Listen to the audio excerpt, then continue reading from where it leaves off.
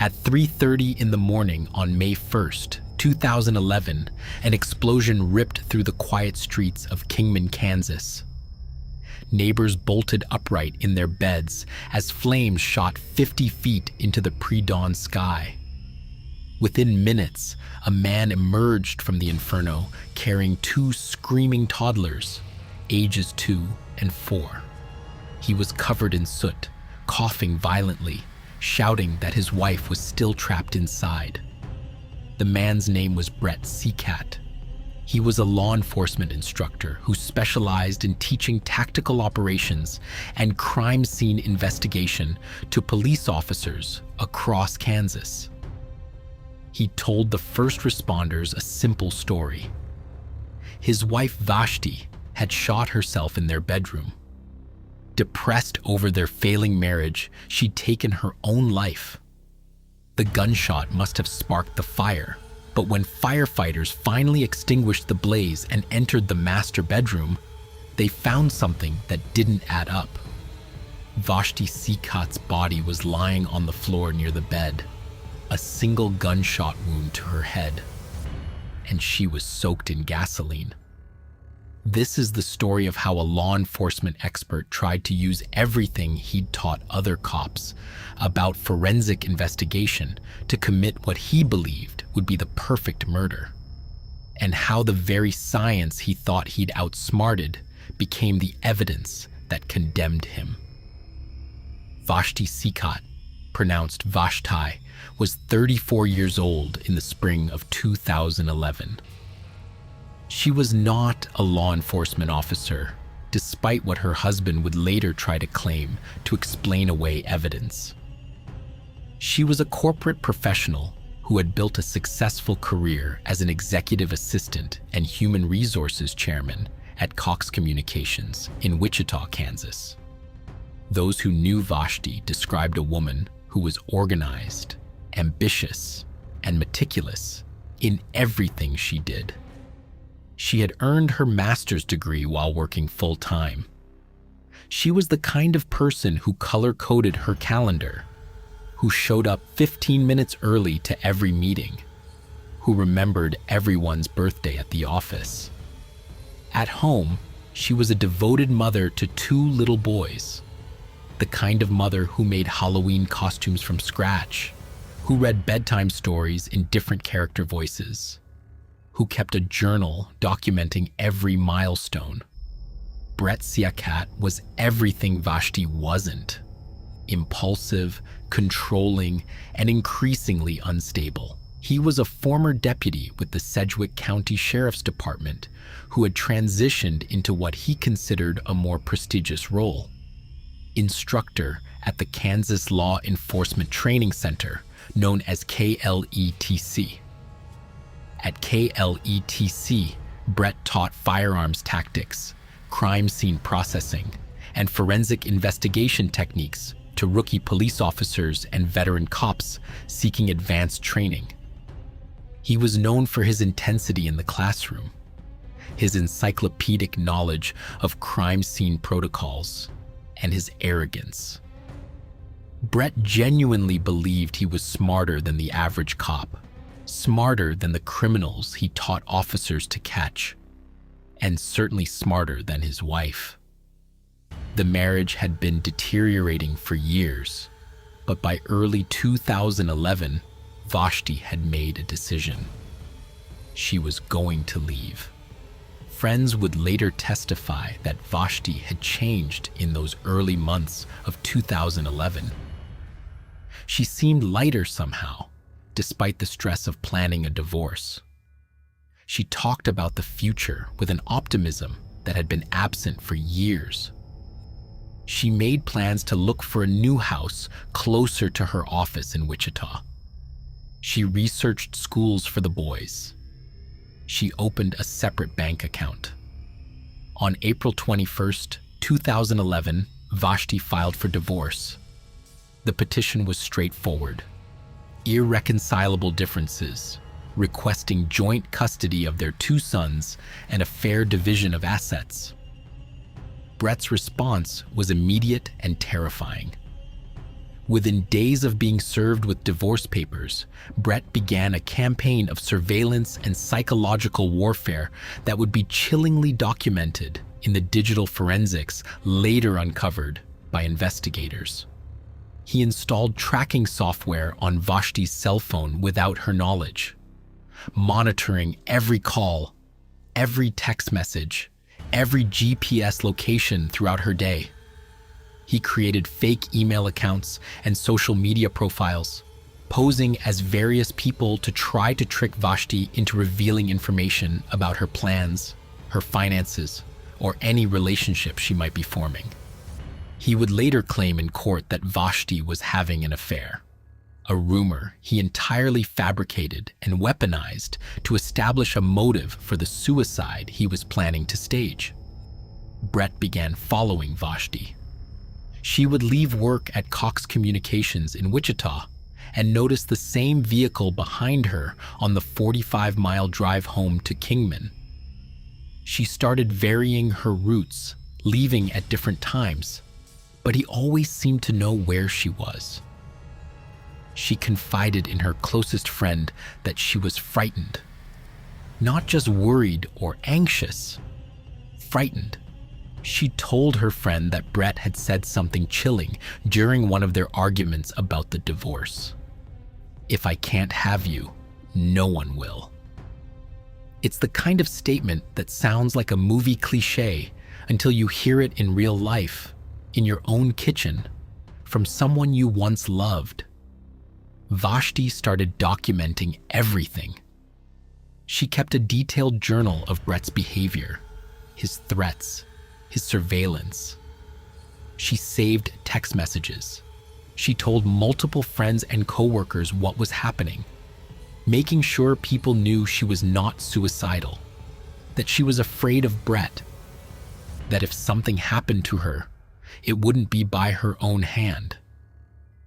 She was building a record, instinctively creating the very evidence trail that would later help convict her husband of murder. But she ran out of time. While Vashti was planning her escape, Brett was planning something far more sinister, and he was using his law enforcement training to do it. Computer forensic analysts would later uncover Brett's search history from the weeks between Vashti filing for divorce and her death. The searches were methodical, escalating, and absolutely chilling. He started with divorce tactics. How to win custody in Kansas? Can wife take half of retirement in divorce? Life insurance payout if spouse dies. Then the searches became more specific, more ominous. How much life insurance do I have on my wife? Beneficiary designation death. And then, in mid-April, the searches turned to methods. Suicide by gunshot, survivability of gunshot wounds to the head. How long does it take to die from gunshot? Brett researched how arson investigators detect accelerants. He looked up whether gasoline could be traced.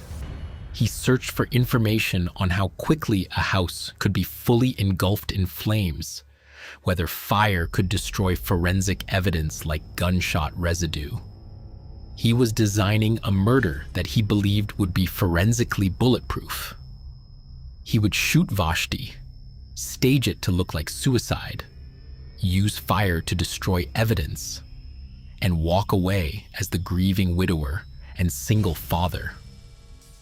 But Brett made one critical miscalculation. He assumed the investigators who would examine his wife's death would be less skilled, less thorough, and less intelligent than he was. The night of April 30th, 2011 was a Saturday. The boys were home, already in bed. Vashti and Brett had barely spoken to each other all day, communicating only about logistics involving the children. Exactly what happened in the hours before 3:30 a.m. on May 1st would later be reconstructed by forensic pathologists, fire investigators, and ballistics experts. The picture they painted was horrifying in its cold calculation. Sometime after midnight, while Vashti was asleep in the master bedroom, Brett shot her once in the head with a .380 caliber handgun. The shot was precise, immediately fatal, fired at close range while she was lying in bed. Brett then went to work staging the scene. He placed the gun near Vashti's right hand, trying to position it as though she had shot herself. He left a suicide note on the bathroom counter. A note he had painstakingly forged, using a technique so elaborate it would later stun even veteran document examiners. Brett had taken one of Vashti's old journal entries from years earlier and brought it to work at KLETC, where he had access to overhead projectors used in training presentations. He projected her handwriting onto a wall at extreme magnification, then meticulously traced the letters onto a fresh piece of paper, copying the unique loops and slants of her script. He then wrote his fabricated suicide message using the traced letters as a template, creating what he believed was an undetectable forgery. The note read like a confession of shame and despair over an affair that never existed, apologizing to Brett and the boys, claiming she couldn't live with the guilt anymore. After positioning the gun and the note, Brett retrieved 2 gasoline cans from the garage. He poured gasoline on Vashti's body, soaking her clothing and hair. He poured trails of accelerant through the master bedroom, down the hallway, into the living room. He wanted the fire to spread quickly, to consume the house, to destroy the forensic evidence that might contradict his suicide story. Then he ignited the accelerant. The explosion that followed was exactly what Brett had planned. A fireball that engulfed the bedroom and began racing through the house. Brett ran to the boys' rooms, scooped up his 2 terrified toddlers, and carried them outside into the front yard. By the time the first fire truck arrived at 3:47 a.m., Brett was standing on the lawn in his underwear and a t-shirt, holding his crying sons, telling the firefighters that his wife was still in the bedroom, that she'd shot herself, that he couldn't save her because of the smoke and flames. The Kingman Volunteer Fire Department attacked the blaze aggressively, but the fire was intense, fueled by the gasoline Brett had poured throughout the structure. It took nearly 40 minutes to knock down the flames enough to enter the house. When firefighters finally reached the master bedroom, they found Vashti's body on the floor near the bed, burned, but still partially intact. The scene was immediately turned over to law enforcement, and this is where Brett's plan began to unravel. The first investigators on scene were Brett's former colleagues, deputies and detectives from Sedgwick County who knew him, who had worked alongside him, some of whom he had personally trained. Brett assumed this would work in his favor, that professional courtesy and friendship would make them less suspicious, more willing to accept his version of events. He was wrong. The lead investigator was a veteran detective named Gary Steed. Steed had known Brett for years, but he was also a meticulous investigator who didn't let personal relationships cloud his judgment. And within hours, Steed noticed things that didn't add up. First, there was the burn pattern. Even before the arson investigators arrived, it was obvious to Steed that the fire had multiple points of origin. The bedroom where Vashti's body was found had burned far more intensely than the rest of the house. There were pour patterns visible on the floor, the telltale trails of liquid accelerant that had been deliberately spread. Second, there was Brett's behavior. He was too calm, too composed for someone who had just lost his wife in a horrific fire. While being interviewed by detectives just hours after Vashti's death, Brett was analytical, almost clinical, describing the scene in the detached language of a law enforcement officer rather than a traumatized husband. He kept trying to direct the investigation, suggesting theories, offering explanations for evidence before investigators had even asked. It was, Steed later testified, like watching someone who had scripted their own alibi and was performing it for an audience. Third, there was the life insurance. Within 24 hours of Vashti's death, before her body had even been removed from the medical examiner's office, Brett was on the phone with his insurance company asking about his policy and when he could expect the payout. The policy was worth $700,000. Detective Steed made a decision that probably saved the case. He immediately requested assistance from the Kansas Bureau of Investigation. The KBI brought in specialists that a small-town department like Kingman couldn't access. Arson investigators, forensic pathologists, computer crimes analysts, and document examiners. And they began tearing Brett's story apart, piece by piece.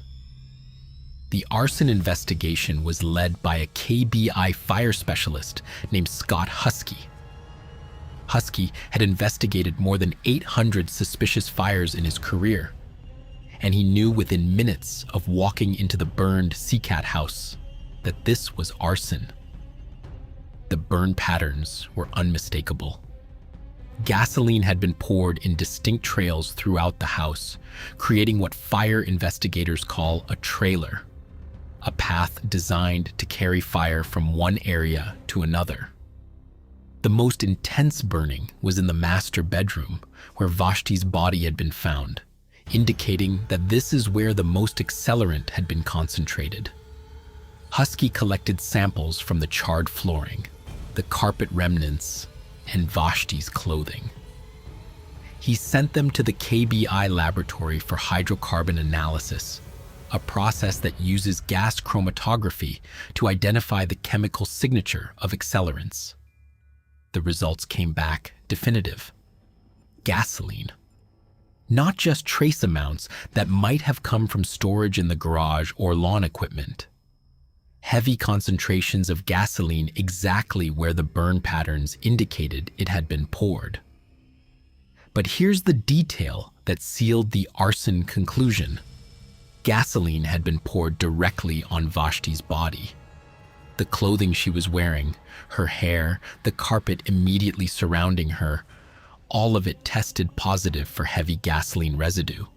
There is no scenario in which a person shoots themselves and then post-mortem becomes soaked in gasoline that ignites.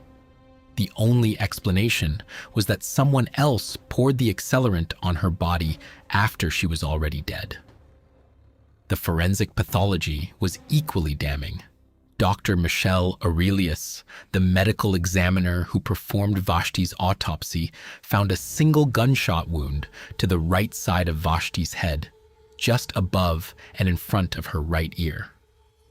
The bullet had entered her skull, traveled through her brain, and come to rest on the opposite side of her cranium. The wound was immediately fatal. Vashti would have died within seconds, with no opportunity to move, to drop a gun, to do anything after the shot was fired. But the forensics told a different story than the one Brett was selling. First, the angle. When a person shoots themselves in the head, there's typically a slightly upward trajectory because of the natural position of holding a gun to your own head. Vashti's wound had a slightly downward trajectory, more consistent with someone standing over her while she was lying down. Second, the gunshot residue. When a gun is fired in contact or near contact with skin, it leaves a specific pattern of gunpowder, stippling, and residue around the wound. Vashti's wound had some residue, but the pattern was inconsistent with self-infliction. It looked more like the gun had been held a few inches away from her head when fired. not pressed against it as would be expected in a suicide third, and perhaps most telling was the position of Vashti's body when she was found. She was lying on her right side on the floor near the bed. But the blood spatter pattern on the mattress and pillows indicated she had been shot while lying in bed. Someone had moved her body after death. Why would someone who had just committed suicide then move their own body to the floor? They wouldn't. But someone staging a suicide might move the body to position it with the gun, to make the scene look more convincing. Dr. Aurelius ruled the manner of death as homicide. Not suicide, homicide. The document examination of the suicide note was perhaps the most damning piece of evidence, and it revealed just how much planning Brett had put into this murder. The KBI brought in a certified forensic document examiner named William Lever, who had analyzed thousands of questioned documents in his 30-year career. Lever examined the suicide note using microscopy, infrared analysis, and handwriting comparison techniques. What he found was extraordinary. Under magnification, Lever could see what he called tremor in the handwriting. Tiny, unnatural shakes and hesitations in the pen strokes that don't appear in normal fluid handwriting. This tremor is the signature of tracing. When someone slowly copies or traces another person's handwriting, they can't replicate the smooth, automatic movements of genuine writing. They pause, they adjust, they create these microscopic tremors. But Lever found something even more specific. The note contained several instances where individual letters had been written, then traced over a second time, as if someone was trying to darken or perfect the appearance. And when Lever compared the note to genuine samples of Vashti's handwriting from her journals and work documents, he found something remarkable. The note was composed of letters that exactly matched letters from Vashti's authentic writing, but they were arranged in new words and sentences. It was like someone had cut out individual letters from a magazine to create a ransom note, except they had done it by tracing Vashti's own handwriting. During the investigation, detectives searched Brett's workplace at KLETC and found one of Vashti's old journals in his desk drawer. They also found that Brett had checked out an overhead projector from the training equipment room in the weeks before Vashti's death, signing it out under the excuse that he needed it for a presentation. The prosecution's theory was devastating in its simplicity. Brett had taken pages from Vashti's journal, projected them onto a wall using the overhead projector, and traced her handwriting at extreme magnification to create a template. He then used this template to forge the suicide note, carefully copying her unique letter formations. It was elaborate, time-consuming, and absolutely premeditated. But the most psychologically revealing evidence came from Brett's computer. KBI computer forensics analyst Amy Hansen spent weeks extracting and analyzing data from the CCAT family computers, Brett's work laptop, and his cell phone. What she found was a digital diary of a man planning murder. The search history spanned from mid-April 2011, right after Vashti filed for divorce, to the day before her death. Hundreds of searches, organized into clear categories of planning. Financial motive searches, how much life insurance death benefit, Kansas Divorce Laws Property Division, 401k division in Divorce, Kansas. Method searches, gunshot wound to head survival rate, is a .380 enough to kill, best place to shoot someone in the head. Staging searches, what does a suicide note say, common reasons for suicide, Signs of suicidal person. Evidence destruction searches. Does fire destroy GSR? Gunshot residue. How hot does house fire burn? Can accelerants be detected after fire? How fast does gasoline burn? Perhaps most chilling were the searches about forensic investigation itself. Brett researching the very techniques he had taught to other officers, looking for weaknesses, looking for ways to defeat the science. He searched for, can medical examiner tell difference between suicide and homicide gunshot? How do arson investigators find accelerants? Can suicide note handwriting be verified? Brett Seacat genuinely believed he could outsmart forensic science. He had spent years teaching crime scene investigation, and he thought his knowledge made him untouchable. He was spectacularly wrong. On June 6, 2011, just over a month after Vashti's death, Brett Seacat was arrested and charged with first-degree premeditated murder and aggravated arson. He was held without bond. The custody of the two boys, now orphaned by their father's actions, became a painful legal battle. Vashti's family immediately filed for custody, arguing that the children should never have contact with the man who murdered their mother. Brett's family fought back, claiming he was innocent and that the boys needed their father.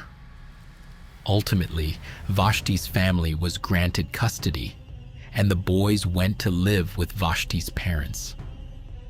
They were too young to understand what had happened, too young to process that their father had killed their mother and tried to burn them all alive to cover it up.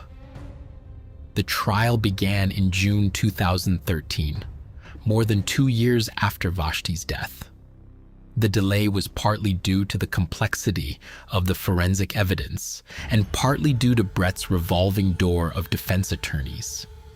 He went through 3 different legal teams before settling on a final attorney who was willing to mount the defense Brett wanted. And that defense was audacious. Brett Seacat was going to take the stand and testify in his own defense. Against the advice of virtually every legal expert, Brett insisted on testifying. He believed his law enforcement credentials, his training, his intelligence would win over the jury.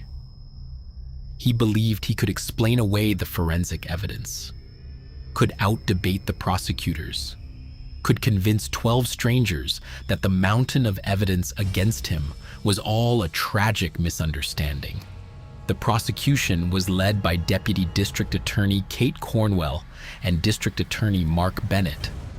They presented their case methodically over 3 weeks, walking the jury through each piece of evidence like building blocks in a tower.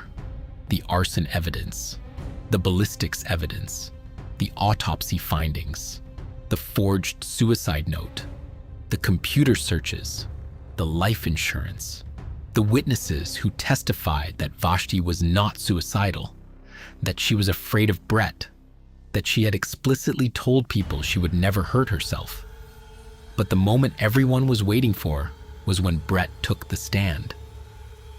Brett appeared confident, almost cocky, as he was sworn in. He wore a suit, spoke clearly, and addressed the jury like he was teaching a class at the Law Enforcement Training Center. He stuck to his story.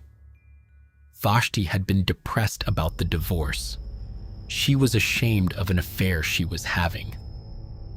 On the night of April 30th, they had argued, and she became increasingly distraught. He went to sleep in another room. He was awakened by a gunshot. He ran to the bedroom and found Vashti shot, the room beginning to fill with smoke.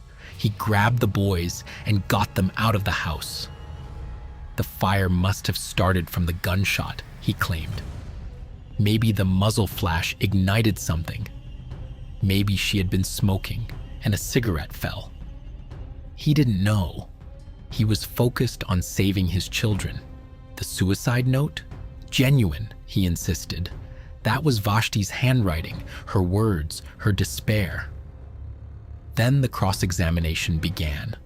Prosecutor Kate Cornwell was surgical. She walked Brett through his computer searches, reading them aloud one by one, asking him to explain each one. Mr. Seacat, can you explain why you searched Best Place to shoot someone in the head 2 weeks before your wife died? Brett tried to claim it was professional curiosity, research for a training class he was developing. And this search for Can Fire Destroy GSR, that was also for a class. Brett became defensive, argumentative. He started contradicting himself, claiming he didn't remember searches that were clearly documented in the forensic analysis. Cornwell moved to the life insurance. Isn't it true, Mr. Seacat, that you called your insurance company about the payout less than 24 hours after your wife died? Brett claimed he was just trying to understand his financial situation for the boy's sake. Your wife's body was still at the medical examiner's office. Your sons had just lost their mother, and you were calling about a $700,000 payout? The jury's expressions said everything. Cornwell then destroyed Brett's claim that the fire started accidentally from the gunshot. She brought in fire science experts who testified that a muzzle flash cannot ignite a structure fire. She showed the jury photos of the gasoline pour patterns. She had the arson investigator explain exactly how much accelerant had been used, where it had been poured, how it had been ignited. Mr. Seacat, you teach crime scene investigation, correct? Yes. You teach officers how to detect staging in suspicious deaths? Yes. You teach them how to identify arson patterns? Yes. So you would know exactly how to stage a suicide, exactly how to start a fire to destroy evidence, wouldn't you? Brett had no good answer. His confidence evaporated. He became evasive, hostile, exactly the kind of witness that juries distrust. The final blow came when Cornwell brought up the overhead projector. Why did you check out an overhead projector from your workplace 3 weeks before your wife died? Brett claimed he needed it for a presentation. Cornwell showed the jury the equipment checkout log. Brett had never returned it until 2 days after Vashti's death. And isn't it true that investigators found one of your wife's journals in your desk at work? Brett stammered, claiming he didn't remember how it got there. Cornwell displayed enlarged photos of the forged suicide note side by side with Vashti's genuine handwriting on a projection screen. Even to the untrained eye, once you looked closely, you could see the tremor, the traced quality, the unnatural perfection of letters that had been copied rather than written. You projected your wife's handwriting onto a wall, didn't you, Mr. Seacat? You traced it. You forged a suicide note to cover your tracks. Brett denied it, but the damage was done. His credibility was shattered. The defense rested after Brett's testimony. There was nothing else they could do. Brett had insisted on testifying, had insisted on his version of events, and the jury had watched him fall apart under cross-examination.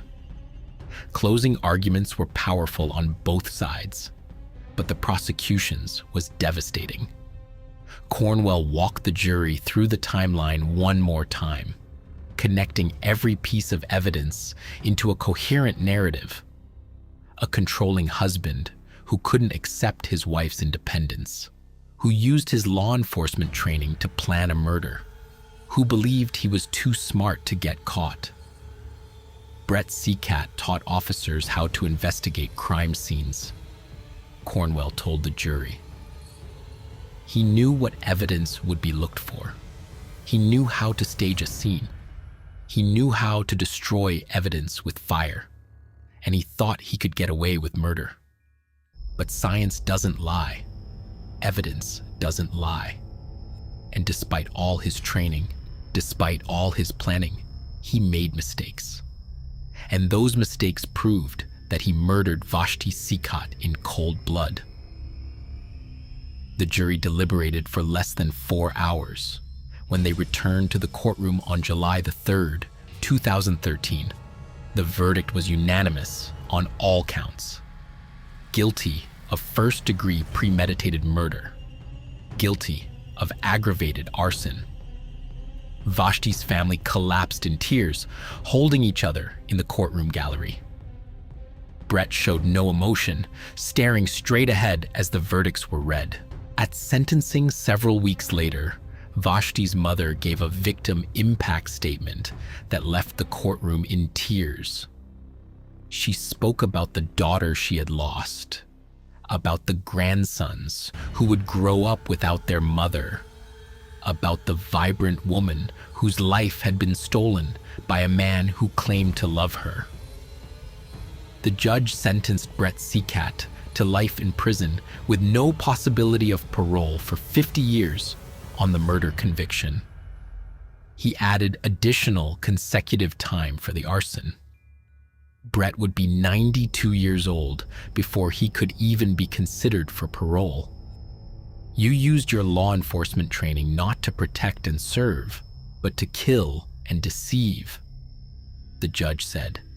You are a disgrace to the badge you once wore, and you deserve every day of the sentence I'm imposing. Brett Sikat is currently incarcerated at the El Dorado Correctional Facility in Kansas. He has filed multiple appeals, all of which have been denied. He continues to maintain his innocence, giving occasional interviews to reporters and bloggers who will listen to his claims of wrongful conviction. The evidence, however, speaks for itself. Vashti's 2 sons, who are now teenagers, live with her family. They have been shielded from media attention, given therapy, and surrounded by love. Vashti's family has worked to ensure the boys remember their mother as she truly was. Accomplished, loving, brave. A scholarship fund was established in Vashti's name for women pursuing careers in business and human resources. Her former colleagues at Cox Communications created an annual award in her honor for professional excellence and integrity. This is how Vashti Sikat is remembered. Not as a victim, but as a professional woman who loved her children, who had the courage to leave a controlling marriage, and whose life was stolen by someone who believed he was above the law. Brett Sikat tried to commit the perfect murder. He planned it for weeks. He used every bit of his forensic training to stage, to deceive, to destroy evidence. And he failed, because the same science he thought he understood, the same investigative techniques he thought he could outsmart, became the evidence that put him away for life. Justice for Vashti Sikat took 2 years, but it came, and it was absolute.